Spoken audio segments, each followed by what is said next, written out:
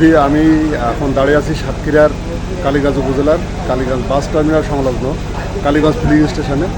তো আমরা যতটুকু জানতে পেরেছি যে তেল সংকট নিয়ে তেলের যে বিশৃঙ্খলা এড়াতে পাম্প মালিক যে উনি তেল দিতে নিজের নিরাপত্তার কারণে অস্বীকৃতি জানিয়েছেন এবং এই ব্যাপারে প্রশাসনের কাছে আবেদনও জানিয়েছেন উনি আগামীকাল থেকে তেল সরবরাহ করবেন।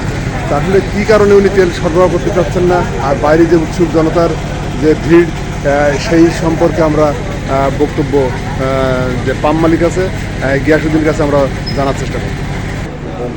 আমরা এখন কালীগঞ্জ পুলিশ স্টেশনের মালিক গিয়াসউদ্দিনের সাথে আমরা কথা বলবো। আসলে উনি কী কারণে পাম্প বন্ধ করে দিতে চাচ্ছে এবং তেল দিতে চাচ্ছে না সেই বিষয়টা ওনার কাছ থেকে আমরা জানতে চাচ্ছি। আসসালামু আলাইকুম, আমি শেখ গিয়াসউদ্দিন, স্বত্বাধিকারী কালীগঞ্জ ফিলিং স্টেশন। আপনাদের সবার অবগতির জন্য জানাচ্ছি, এখানকার কিছু লোকজন আমাকে প্রতিনিয়ত বিভিন্ন রকম দাবি দেওয়া এবং বিভিন্ন হুমকি হওয়া এবং এমনকি বহু রকম থ্রেট করতেছে, আমাদের এই করতে হবে, আমাদের এই দিতে হবে, না দিলে আমরা পাম্প চালাইতে দেবো না, আমাদের বিভিন্ন রকম সমস্যা করছে, গাড়ি এনে আমাদের ভিতর সব জাম করে দিচ্ছে যাতে আমরা সুষ্ঠুভাবে লাইনের লোকদের পেট্রোল সরবরাহ করতে না পারি। তার জন্য প্রতিনিয়ত বাধা সৃষ্টি করতেছে এবং আমাদের জীবনের জন্য আমরা এখন খুব উদ্বিগ্ন, আমার লোকজনও উদ্বিগ্ন। কেউ আমার এখানে কাজ করতে চায় না, সবাই বলে আমরা না খেয়ে মরবো, তবু আমরা জীবনের ঝুঁকি নিয়ে আপনার এখানে আর কাজ করতে পারবো না।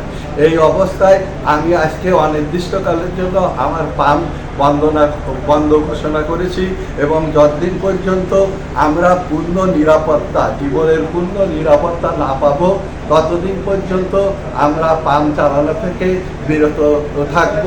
আপনাদের সবাই এই অসুবিধার জন্য আমি আন্তরিকভাবে দুঃখিত এবং এই ব্যাপারে আপনি প্রশাসনের কাছে কোনো সহযোগিতা চেয়েছেন কিনা বা কোনো অভিযোগ বা আবেদন করেছেন?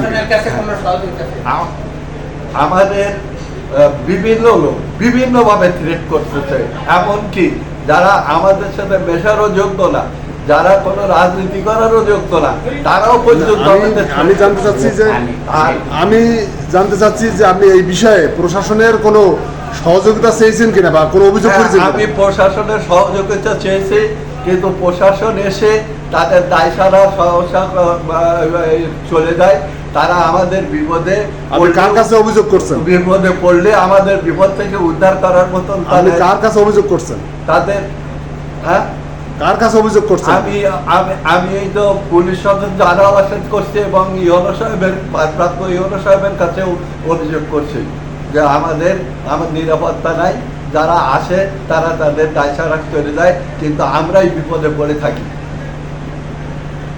তো ধন্যবাদ সুধীর, যেটা এতক্ষণ শুনছিলেন এই ফিলিং স্টেশনের মালিকের কাছ থেকে।